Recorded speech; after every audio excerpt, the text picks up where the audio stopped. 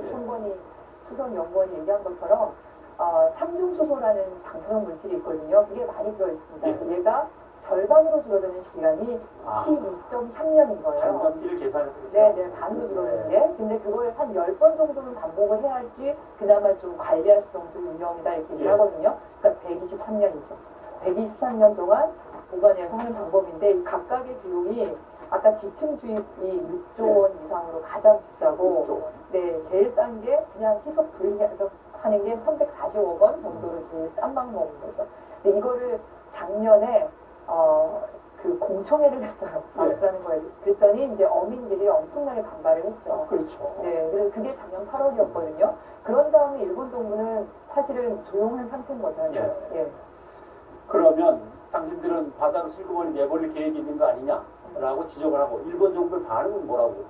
조용하죠. 아무 말도 없습니까? 왜냐하면 이분들이 동경올림픽을 얘기하면서 우리는 이 후쿠시마 원전 사고를 다 통제하고 있다, 다 컨트롤하고 있다 이렇게 얘기를 했는데 115만 톤이나 되는 그런 방사능 오염수를 처리를 못하고 지금 떠안고 있고 그것도 계속 늘어나고 있다는 것이 이제 대외로 알려지는 게 일본 정부한테는 굉장히 안 좋은 일이겠죠. 근데 그거를 어떻게 보면 그린피스가 폭로를 한 거죠. 근데 하나 궁금한 거는 몰래 버리는 수도 있습니까? 아니면 버릴 때 반드시 통보를 해야 되는 겁니까?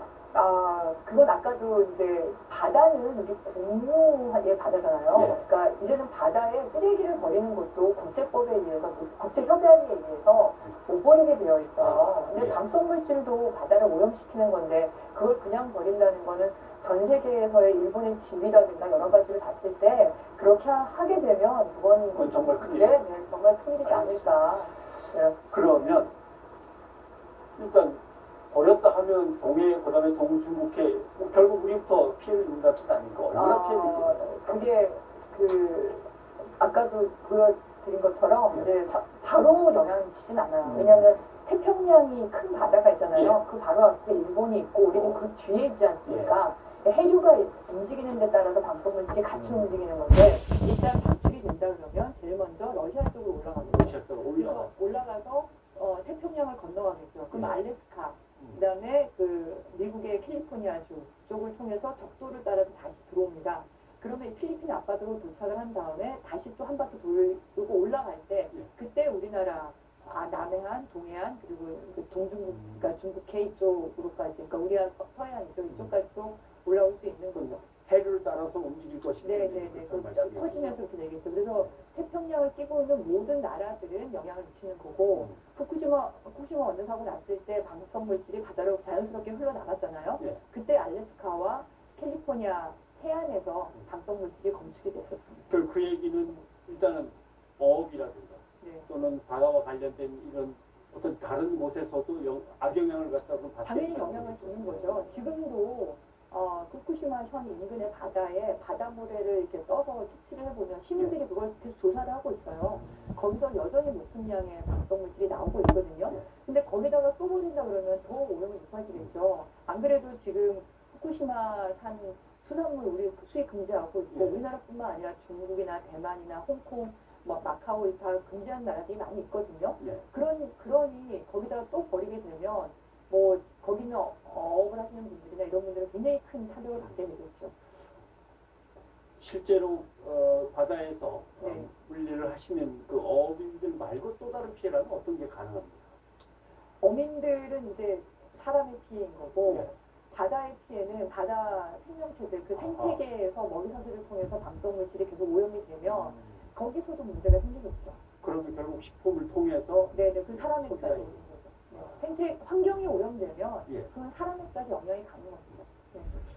정부는 국민 생명을 우선으로 하겠다. 그다음에 일본 정부에 대해서 제대로 밝혀라. 대체 어떤 계획을 갖고 있는 거냐, 어느 정도의 상황이냐. 요구를 했는데 일본도 역시 답이 없을 거고. 우리 정부는 어떻게 해야 됩니까? 저는 그 일본이 가장 두려워하는 것은 국제사회에서 비난을 받는 게 아닌가라고 생각합니다. 일본의 문화가 어쨌든 다른 사람들에게 피해를 주는 거에 대해서 굉장히 싫어하잖아요. 그런데도 이제 전쟁을 일으키는 건데 그 이후에도 지금 어떻게 다른 나라에 계속 피해를 미치는 그런 결정들을 하는 것을 국제사회에서 비난을 받게 된다면 그 자체로 굉장히 힘들어하지 않을까 싶거든요. 그래서 국제사회 이슈로 만드는 게 중요할 것 같고 유엔이라든지 이런 데다가 문제제기를 하고 그리고 바다에 쓰레기를 버리지 말 것을 이제 공동으로 협약을 맺었어요. 예. 근데 그것을 지켜야 된다라고 요구하는 게 맞을 것 같습니다. 사실 바다에 쓰레기를 못 버리게 하는 것 때문에 네. 하다못해 축산 분뇨까지도 이제는 우리를 못 버리고 땅에다 네네. 파묻는 새로운 계획을 네. 짜서 실행을 하고 있는데 방사능 물질을 버린다. 이건 참 끔찍하긴 한데 또 올림픽이 지금 문제가 됐습니다. 네. 도쿄 올림픽을 또 어떻게 치르려고 하는 거냐? 후쿠시마산의 쌀과 그다음에 수산물을 제공하면서 후쿠시마를 이제 완전히 다 끝난 것처럼 세계에 알리려는 혹시 그런 방법이 있지 않을까 이런 의심도 하는데. 일본이 그래도 민주주의가 발달한 나라이고 첨단 과학과 의학이 발달한 나라인데 지금 체르노빌 원전 사고가 일어난 러시아보다도 못한 것 같아요. 예. 거기는 그래도 반경 30km 이내에 오염된 지역을 아직도 사람들이 못 들어가게 하고 있잖아요. 근데 일본은 그 방사선량이라고 그러거든요. 그걸 기준치를 20배를 높였어요. 이 정도면 20배를 높여가지고 그 거기에 피난 구역을 해제한 거예요.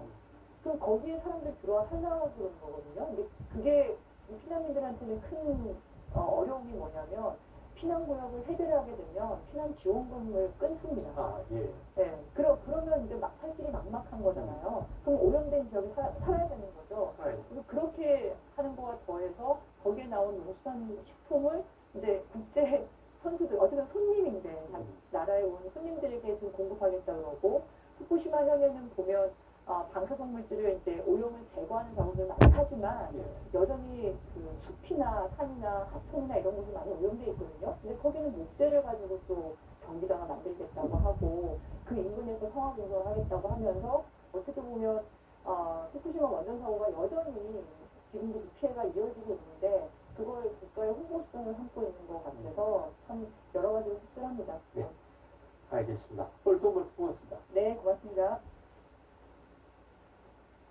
네, 혐한 외국 방송을 계속해온 DHC 텔레비전 있죠. 여기서 공식 입장문을 내놓긴 내놨는데 사과는커녕 적반하장의 자화자찬 일색이었다고 합니다. 네, 그야말로 불난 우리 국민 가슴에 기름을 부은 꼴인 거죠. 그 입장문의 내용을 보면요. 우리가 혐한 왜곡을 언제 했냐, 구체적인 근거를 대라고 따지는가 하면 한국의 DHC 불매운동은 상식을 넘어선 것이다. 이는 언론의 자유를 봉쇄하는 것이다. 이런 어처구니 없는 주장을 펼치게 됩니다. 황보선 기자가 자세히 전해드립니다. 이번에는 극우논조로 유명한 산케이 신문의 기자가 DHC 텔레비전에 출연해 조롱과 비아냥을 늘어놓았습니다. 한국은 전통이 나가 안 왔다 이렇게 생각하면 오로가 안 왔다 원하지 않고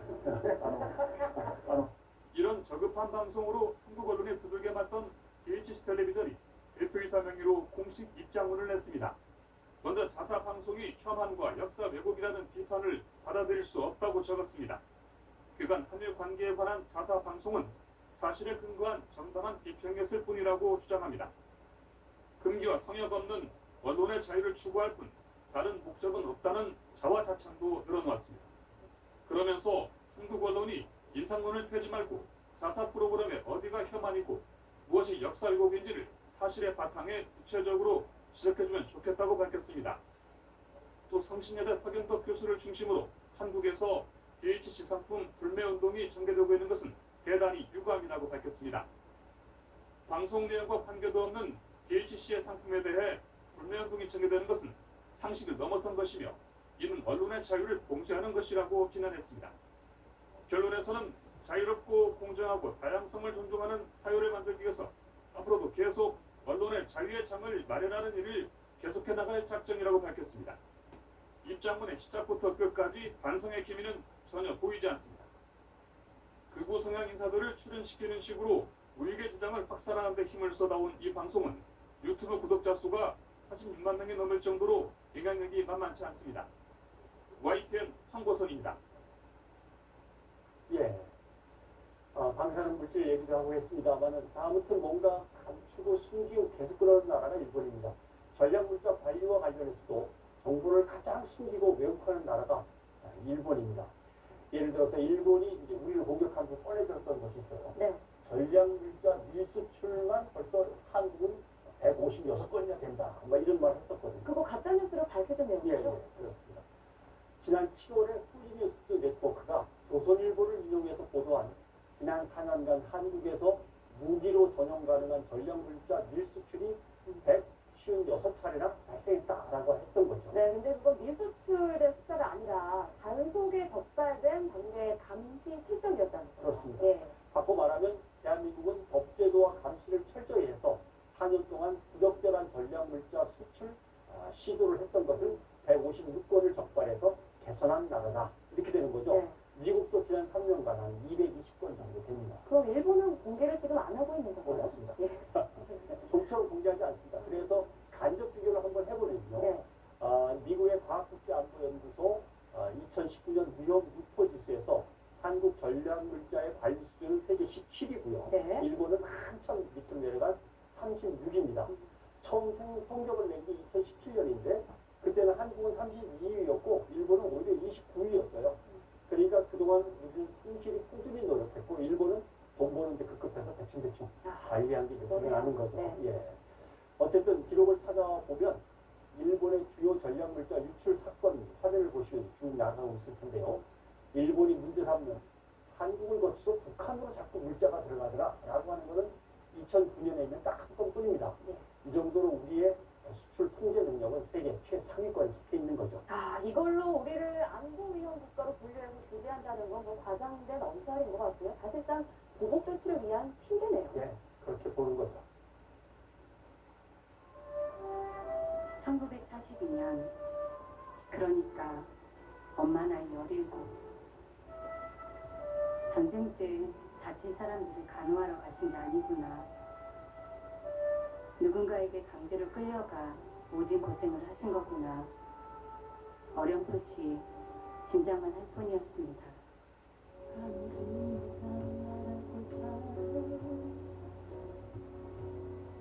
엄마가 생전에 하시던 말씀이 생각납니다. 끝까지 싸워라. 사죄를 받아라. 그래야 죽어서도 원한 없이 땅속에 묻혀있을 것 같구나. 이 세상에 다시는 전쟁이 없어야 다시는 나 같은 아픔이 없어야 그러나 엄마는 그렇게 바라던 진정한 사죄도 어린 시절도 보상받지 못하시고 우리 곁을 떠났습니다. 이런 아픔이 다시는 일어나지 않도록 저희가 이어가겠습니다. 나의 어머니, 우리 모두의 어머니, 사랑합니다.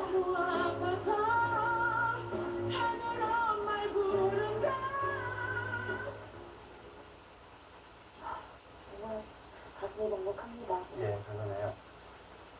기억계좌 기림의 날이자 74주년 광복절 하루 앞둔 오늘 서울 옛 일본 대사관 앞에서 1,400회째의 수요 집회가 열렸습니다. 네, 한국뿐 아니라 12개 나라 37개 도시에서 뜻있는 시민들이 모였는데요. 한 목소리로 일본의 사죄를 요구했습니다. 김대경 기자가 전해드립니다. 옛 일본 대사관 앞이 팻말을 든 시민들로 가득 찼습니다. 28년 전 내가 바로 증거라며 일제의 만행을 고발했던 고 김학순 할머니. 그 외로웠던 외침을 달래주듯 우리가 증인이라고 목소리를 높였습니다.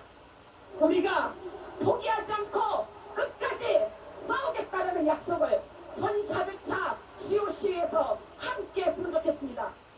어느덧 1400회를 맞은 수요 집회. 위안부 기림일까지 겹쳐 의미는 더했습니다. 위안부 피해자 기로노 할머니도 거동이 불편한 몸을 이끌고 특별한 자리에 함께했습니다.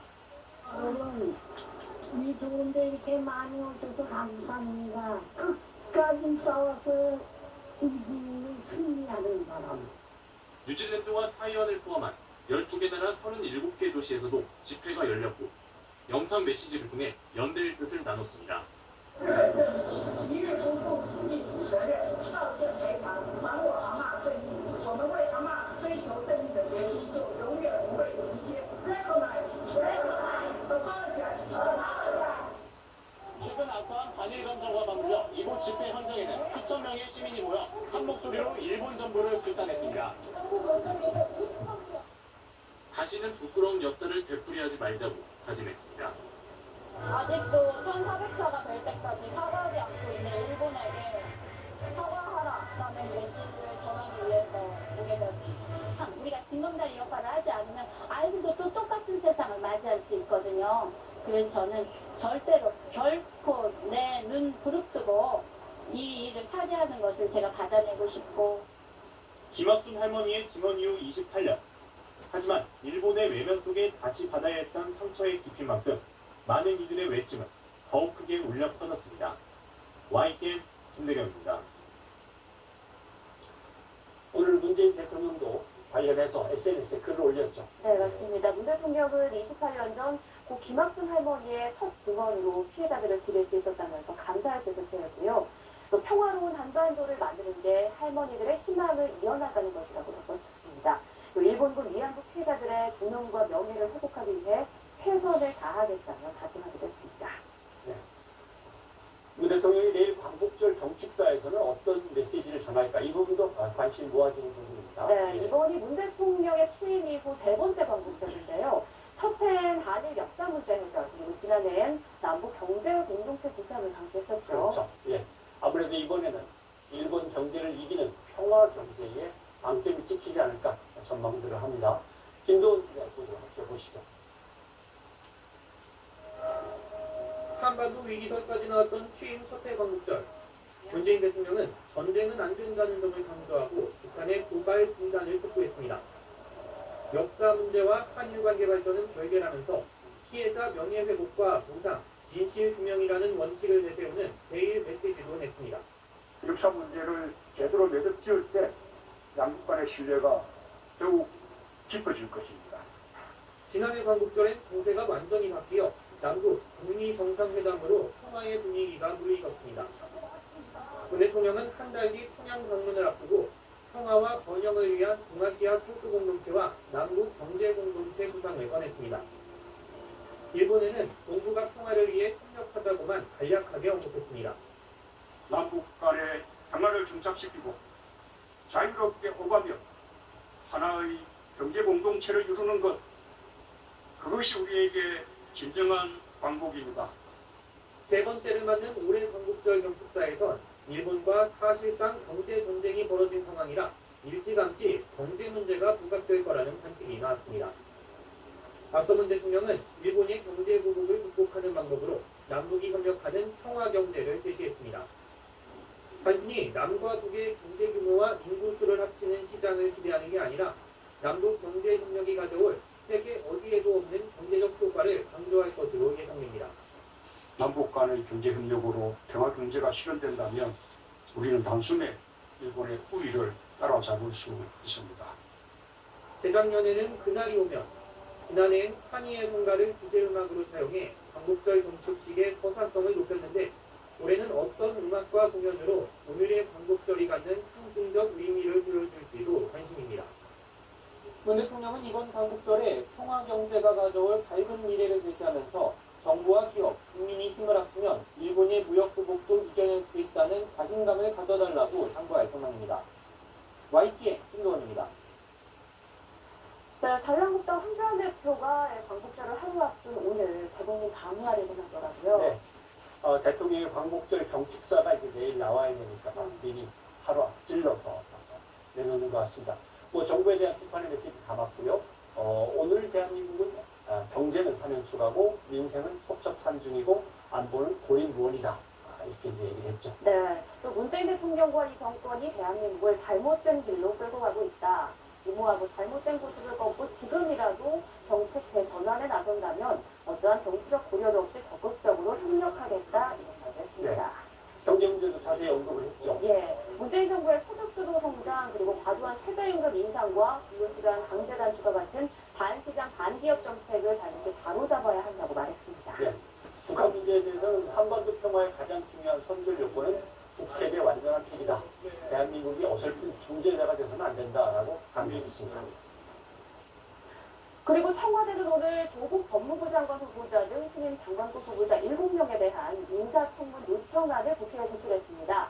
인사청문회법상 국회는 이 청문 요청안이 접수된 날로부터 20일 이내에 청문회를 마치고 또 청문 보고서를 보내야 하는데 그 시한이 바로 다음 달, 그러니까 9월 2일인 거죠. 예, 맞습니다. 만약 다음 달 2일까지 청문 보고서가 채택되지 않으면 대통령은 열흘 이내의 기한을 정해서 다시 송부 요청을 할 수가 있는 거고요. 날짜를 따져봤을 때 아마도 추석 연휴가 시작되는 다음 달 12일 이전에 장관 임명 절차가 모두 마무리될 것으로 보입니다.